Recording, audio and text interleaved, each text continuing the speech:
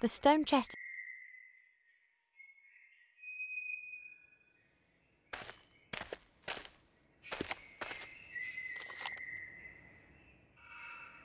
A small old-fashioned shield.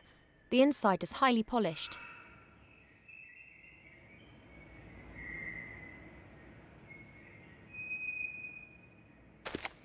Looks like a very ancient sarcophagus.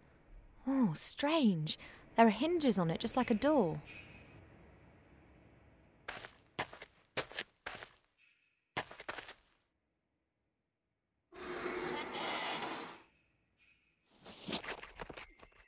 Shame. Just a stinky mummy.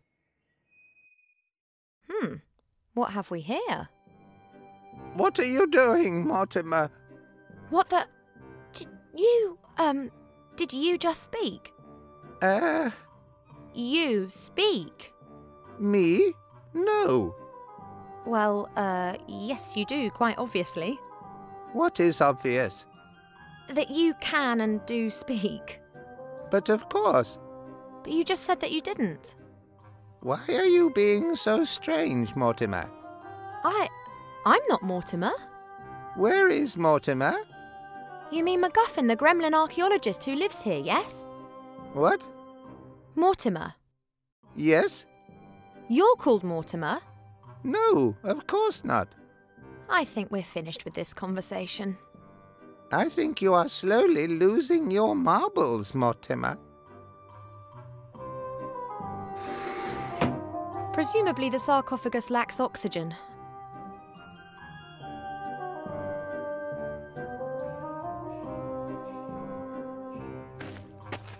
I think these are all the things that the professor uses on his digs. A brush, a little shovel, a sieve. I'll take the sieve. The rest looks pretty useless. Books, books and more books. Most are ancient tomes. They appear to be written in just about every language. The book that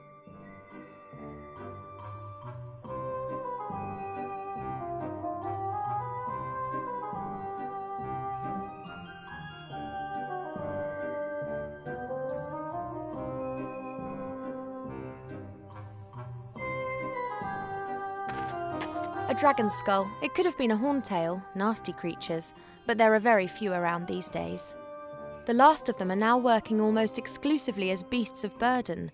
They've not just lost their viciousness, they've lost their pride too. I can still remember a time when dragons were powerful. That was centuries ago, before they were subjugated to a stranger's will by the power of magic. Once they were brought under control, they were used by the 100 on battlefields. From that, very few of them survived. A large handwritten book. It looks like it's been used a lot.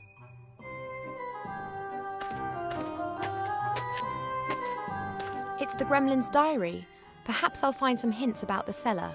Let's take a closer look. Who would have ever thought that it would fall to someone like me, an old archaeologist, to stop this madness? And I didn't find the key to it on one of my expeditions, not in dark dungeons or in fiery mountains. Oh no, I discovered the answer in an old book. He must mean the book that was hidden in the cellar, in which the information about the artefact's whereabouts is written. The notes end mid-sentence. I wonder why I haven't heard anything from Archmage Alistair yet. I sent Beetle out with a message for him yesterday morning. I hope nothing has... That was the last entry. There are others before it.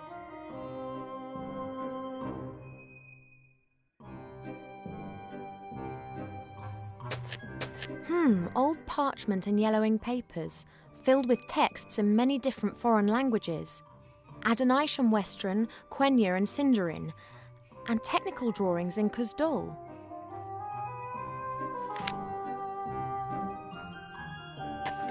A large handwritten book. It looks like it's been used a lot. What's this at the beginning of this page? Today I have been examining the books that I brought back from the Grindle Mountains. Amongst them was a book about herbs and tinctures. An old herbalist was adamant that I would find a recipe to cure my cold feet in it. What a disappointment, though. Just superstitious nonsense about frog eyes and wool socks. I was just about to burn the book when I noticed that the volume contained other things. A disturbing tale of a tragic relationship between a magician and his pet sheep Boris, as well as a travel log written by a fairy explorer. The travel log described how the explorer landed on an island in the West Seas whilst searching for undiscovered fairy tribes.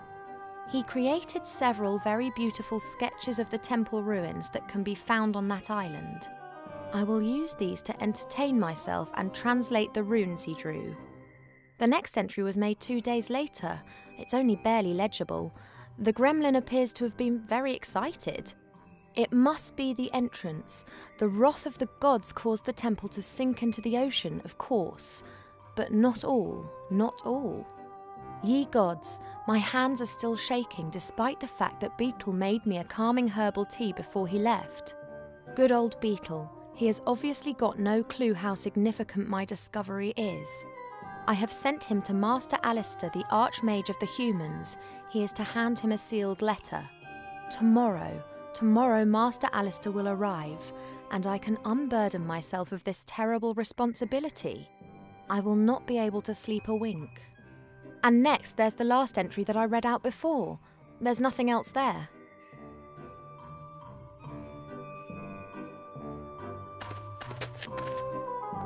A little wooden box.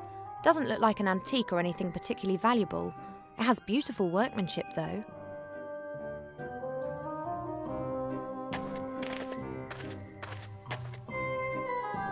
It's locked. A strange stone head. It's been roughly hewn but has a few fine embellishments. Perhaps a memento from one of the Professor's expeditions.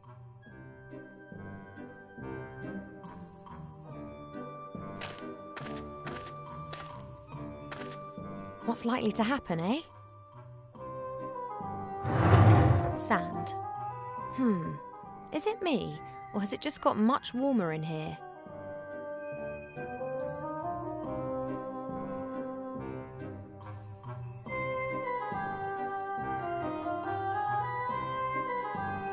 A rather coarse metal sieve with wooden handles on each side. Presumably the Professor used it for sifting through earth for treasure.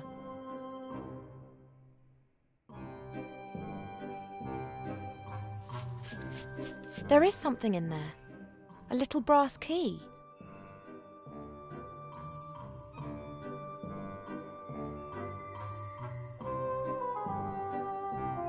A little brass key. Could belong to a drawer or some small box or something of that sort.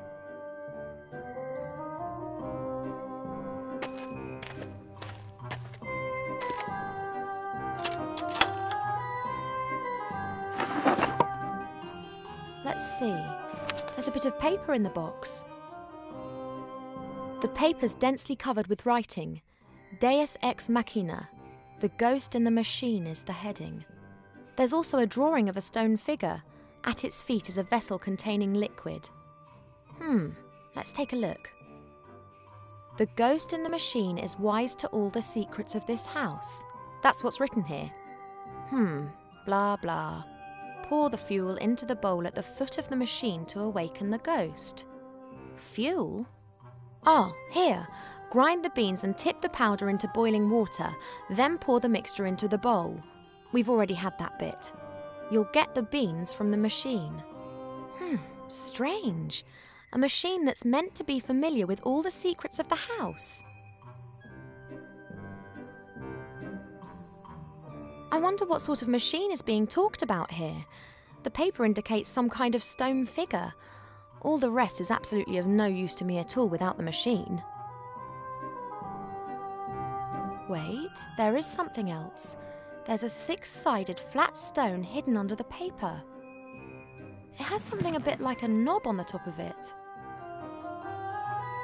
A six-sided flat stone with some kind of knob in the middle. The knob's convenient for holding.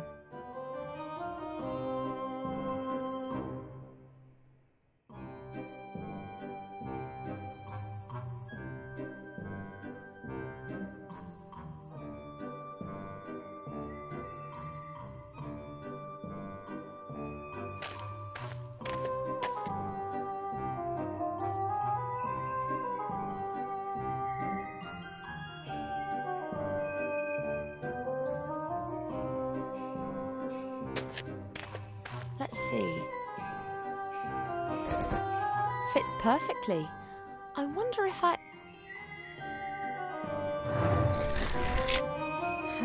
How pretty.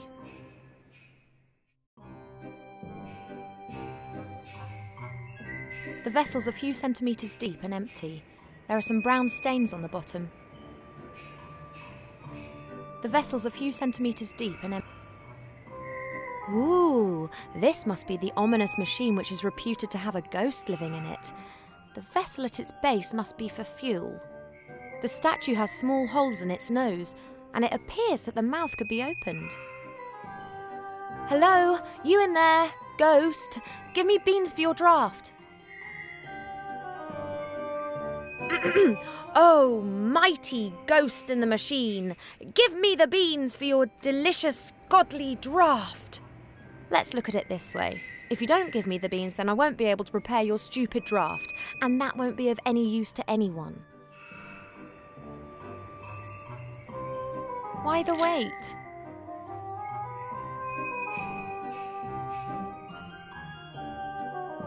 They're pretty hard, almost like nuts. I've never seen anything like them before. Beans all present and correct.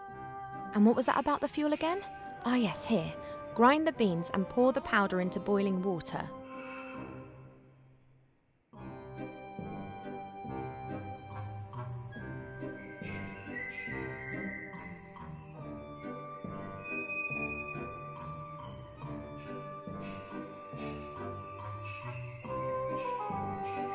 Oi, ghost! If you're really so familiar with everything in this house, then tell me, what do I do now? Hello?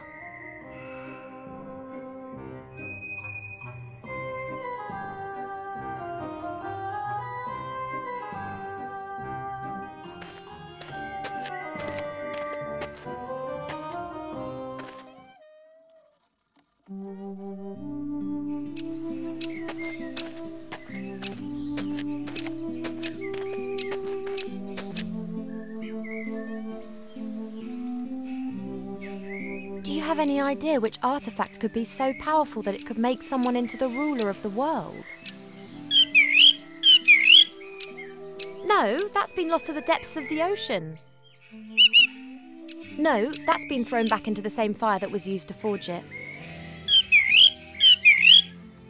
No, I haven't got a clue.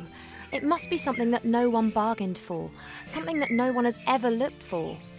It'll be in the gremlin's book. If only I had it already.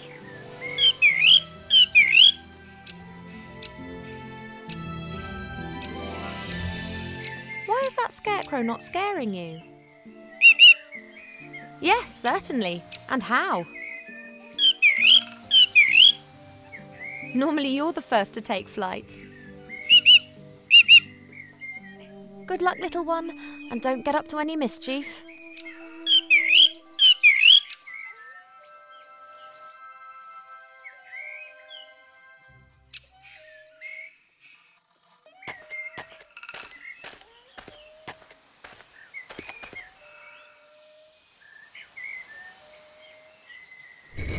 It works. The beans are being ground to powder.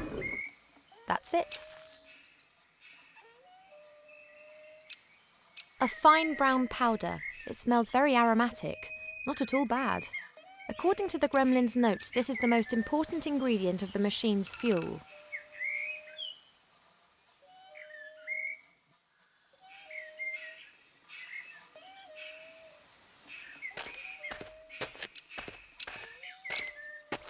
That should hold. Let's give it a whirl.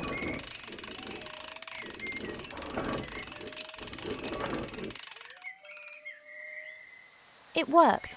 This means that I have a gremlin watering can full of water.